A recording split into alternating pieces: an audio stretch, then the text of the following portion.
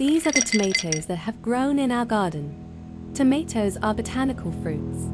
Though often used as vegetables in culinary contexts, they are native to South America and are now cultivated worldwide in various mild climates. Tomato plants are typically annuals, growing to heights of 0.72 meters to 0.3 to 6.6 feet. They have hairy leaves, yellow flowers, and produce fleshy, round fruits that can be red, yellow, or other colors. Tomatoes are a good source of vitamin C and the phytochemical lycopene,